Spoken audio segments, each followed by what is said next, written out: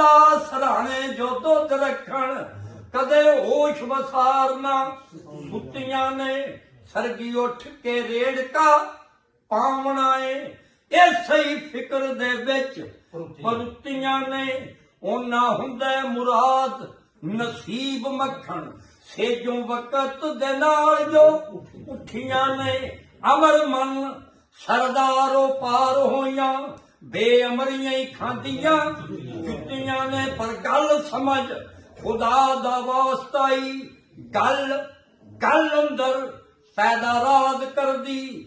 ਗੱਲ ਯੋਮੁਲ ਅਲਸਤ ਤੇ ਤੂਰ ਤੈਬਾ, ਗੱਲ ਕਾਬਿਓਂ ਪਈ ਆਵਾਜ਼ ਕਰਦੀ। ਉਜੜੇ ਦਿਲ ਦੇ ਬੈਠ ਯਕੀਨ ਸਣ, ਗੱਲ ਪਈ ਅਦਾ ਨਮਾਜ਼ ਕਰਦੀ। ਗੱਲ ਵਾਲਾ ਜੇ ਗੱਲ ਸਰਦਾਰ ਦੱਸੇ, ਉਹ ਗੱਲ ਵਿੱਚ ਹਵਾ ਪਰਵਾਜ਼ ਕਰਦੀ। ਕੰਮ ਜ਼ਿਕਰ ਅਜ਼ਕਾਰ ਦਾ ਦੇ ਜਾਂਦੇ, ਮੋਤੀ ਲੜੀ ਦੇ ਵਿੱਚ ਪੁਰਤੇ ਚੰਗੇ। ਜਿਸ ਜਾਗ ਨੂੰ ਇਸ਼ਕ ਦੀ ਜਾਗ ਨਹੀਂ, ਉਸ ਜਾਗ ਨਾਲੋਂ ਮੀਆਂ ਸੁੱਤੇ ਹੀ ਚੰਗੇ। ਬੰਦਾ ਜੋ ਬੰਦਿਆਈ ਦਾ ਨਹੀਂ ਵਾਕਫ, ਬੰਦੇ ਉਸ ਨਾਲੋਂ ਖੰਬੇ ਮੁੱਤੇ ਚੰਗੇ।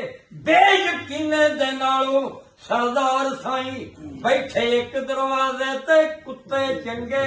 ਉਹ ਦੱਸਾਂ ਗੱਲ ਦਾ ਕੀ ਮਕਾਮ ਤੈਨੂੰ, ਗੱਲ ਪਕੜ ਤਕਦੀਰ ਬਦਲਾ ਜਾਂਦੀ। ਹੋਵੇ ਗੱਲ ਤੇ ਕਰੇ ਜਾਣ ਗੱਲਾਂ, ਗੱਲ ਕਿਸੇ ਦੀ ਕਿਸੇ ਨੂੰ ਖਾ ਜਾਂਦੀ। ਕਿਸੇ ਗੱਲ ਦੇ ਨਹੀਂ ਮੁਤਾਜ ਹੁੰਦੇ, ਜਾਂਚ ਗੱਲ ਦੀ ਜਿਨ੍ਹਾਂ ਨੂੰ ਆ ਜਾਂਦੀ। ਗੱਲ ਵੱਲ ਜੇ ਸਾਈਂ ਸਰਦਾਰ ਹੋਵੇ, ਬੜੀ ਦੂਰ ਦਾ ਸੈਰ ਕਰਾ ਜਾਂਦੀ। ਪਰ ਚੰਗਾ ਨਹੀਂ ਉਹਨੂੰ ਬਣਨਾ ਆਪ ਚੰਗਾ ਤਾਂ ਜੇ ਆਖਣ ਗੈਰ ਚੰਗਾ।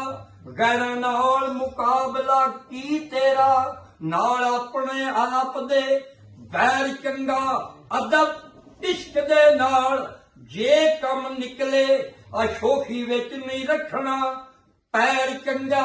ਬੂਏ ਦੀ ਝਿੜਕ ਸਰਦਾਰ ਭੈੜੀ, ਲੈਣਾ ਇੱਕ ਦਰਵਾਜ਼ਿਓ ਖੈਰ ਚੰਗਾ। ਪਰ ਜ਼ਖਮੀ ਦਿਲਾਂ ਨੂੰ ਮਾਰਨਾ ਤੀਰ ਤਾਨੇ, ਕਰ ਸ਼ੁਕਰ ਤੇਰਾ ਰੇੜਾ ਰਿੜ ਗਿਆ ਏ।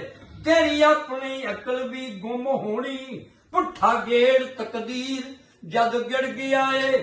ਝੁਕਣ ਵਾਲਿਆਂ ਤੇ ਰਹਿਮਤ ਵਸਦੀ ਏ, ਉਹਨੂੰ ਤੌਗ ਲਾਹਨਤ ਜਿਹੜਾ ਤਿੜ ਗਿਆ ਏ।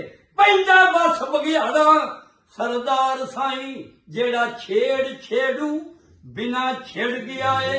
ਪਰ ਬੋਲੀ ਮੂੰਹ ਦੀ ਬਾਤਨੀ ਰਾਜ਼ ਦੱਸੇ, ਸਾਧ ਬੁੱਝ ਲੈਂਦੇ ਜਦੋਂ ਚੋਰ ਬੋਲਣ।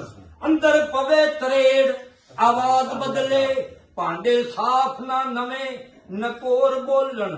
ਕਾਮਲ ਮਰਦ ਦਿਆ ਕੌਲ ਤੇ ਫੇਲ ਇੱਕੋ, ਸੁੱਚੇ ਕਦੀ ਨਾ ਰੱਖ ਕੇ ਖੋੜ ਬੋਲਣ।